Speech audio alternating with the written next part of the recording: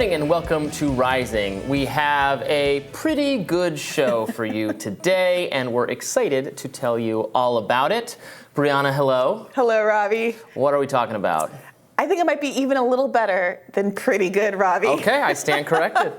Well, our first story is that President Biden is getting a lot of heat for visiting Ukraine before East Palestine, Ohio, since this month's derailment crisis. Biden made a surprise stop in Kyiv yesterday, pledging to support Ukrainian President Zelensky for, quote, as long as it takes. Biden is now in Poland, where he's giving an address ahead of the one-year anniversary of the war between Russia and Ukraine, which lands on February 24th. Meanwhile, former President Trump is set to travel to East Palestine, Ohio tomorrow as the first major politician to visit the town since this month's derailment crisis. Donald Trump Jr. posted on Twitter regarding the visit, quote, "If our leaders are too afraid to actually lead, real leaders will step up and fill the void." Such a poet he is. Here's what the mayor of East Palestine had to say on the matter last night. Absolutely. That was the biggest slap in the face. That tells you right now he doesn't care about us. So agreed. He can send every agency he wants to, but I found that out this morning in one of the briefings that he was in the Ukraine giving millions of dollars away to people over there, not to us, and I'm furious. On President's Day in our country. Yeah, President's Day in our country. He's over in Ukraine, so that tells you what kind of guy he is.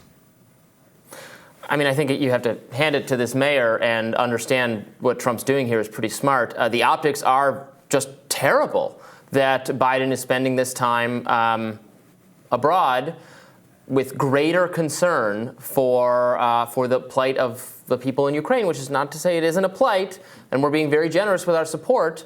And also, I was watching CNN and MSNBC last night. They've been fawning over this visit. They've just been so proud of him for what he's doing. And man, it is going to be really hard to rebut those charges of indifference to the plight of the working class American. You can't, because look, I understand that these trips are scheduled in advance. I understand wanting to do something around the one-year anniversary. But the train derailed almost 3 weeks ago. And there was ample time to do a visit before going to Ukraine. There was time to signal an intention to do a visit at least immediately after coming back from Ukraine and Poland. There was an opportunity for Joe Biden to say, I regret that I wasn't able, because of my schedule, to be there sooner, but I'm sending X, Y, and Z person, whether it's Kamala Harris or some other member of the administration that would at least hold that space until later. He could even recognize that he values the fact that other politicians, including people on the other side of the aisle, are willing to go there because it's an important crisis. This isn't a partisan issue. And if Donald Trump's presidency is going to be helpful there, good, I'm glad. We need to pull together as Americans and meet this moment.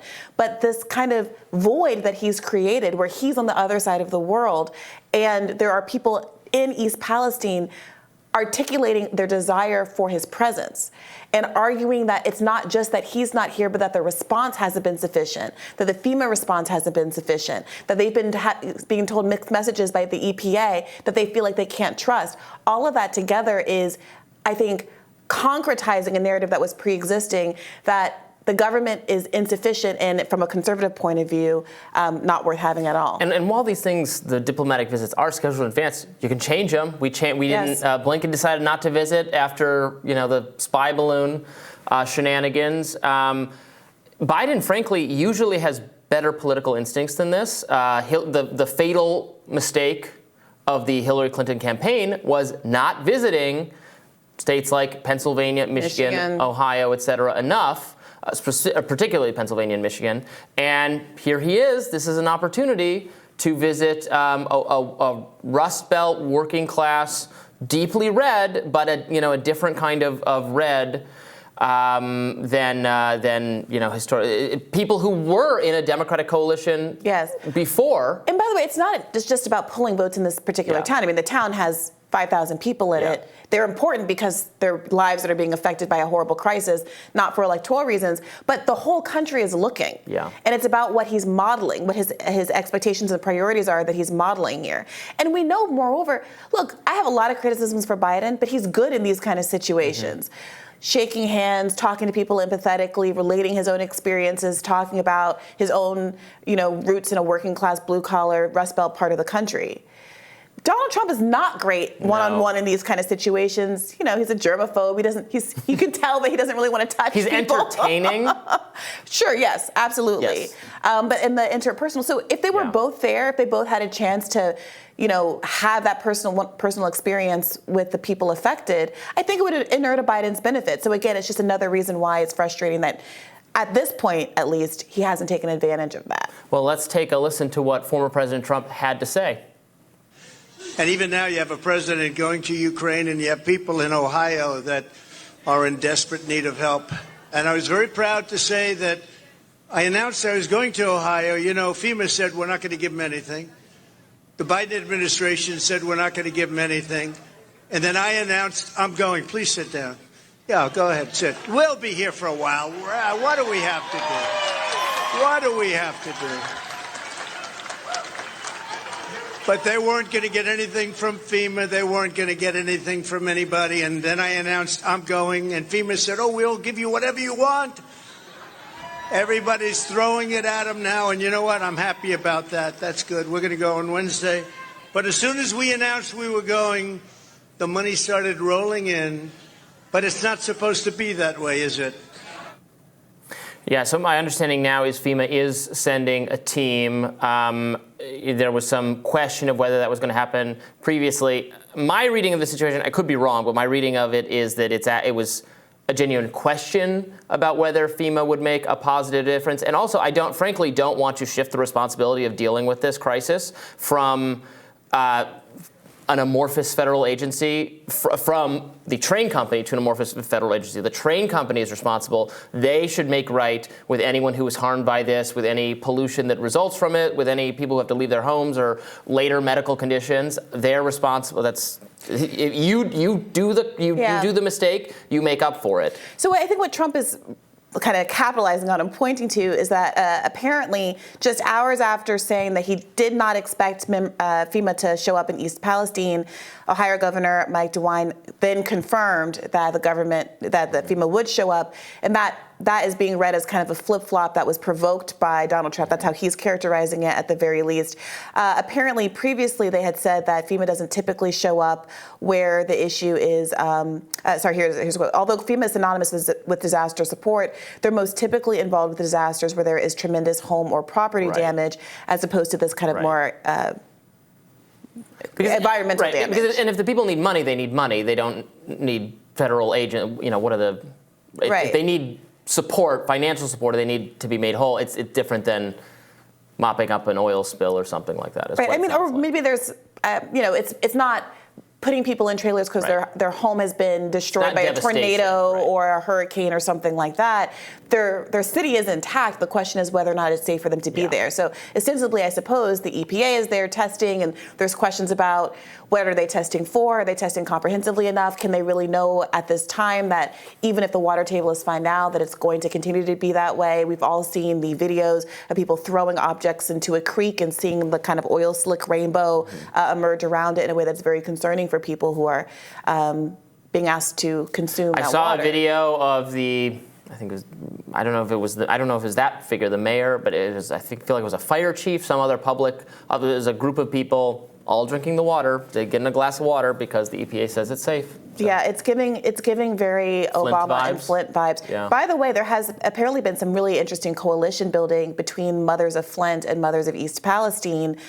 It's tragic that there's so many affected cities in America that all across the country, there are people who have similar interests in banding together and trying to get federal support and other kinds of support for the fact that they don't have adequate water quality in the richest country in the history of the world. But it is nice to see that kind of coalition building starting to emerge in the absence of a government actually solving either problem in either city. But with the federal government's focus totally on Ukraine, as I've said, I think this is going to be a big liability. I don't think, while Biden normally has some good political instincts at least, I don't think the leadership of the Democratic Party quite understands that the American people are growing tired. I could be wrong. That's my sense. I don't know what you think about it, but I don't think there's this support for, what did he say yesterday? As long as it takes. Again, that line, as long as it takes. Doesn't he think that's disheartening for the American people? Well, look, for people in a town like this and everywhere else? Yes. because the problem is, look, there's a world where, and I'm hesitant to say this because obviously I think there are substantive reasons why I don't think that America should be having a proxy war with Russia. But there is a world where if you wanted to satisfy both desires to endlessly fund Ukraine and show an interest in funding the domestic crisis, funding support for the domestic crisis, he could, right? But people are able to draw these contrasts because we know what kind of rhetoric emerges every time people ask for funding for infrastructure, for regulatory support that would have prevented a crisis like this to happen to begin with. There are more conservative-leaning people, both within the Democratic Party and outside of it, that thought every aspect of Build Back Better, the infrastructure provisions included, chipped away at it. And now we're turning around and kind of grandstanding about the lack of support in this one particular instance in a way that seems very disingenuous.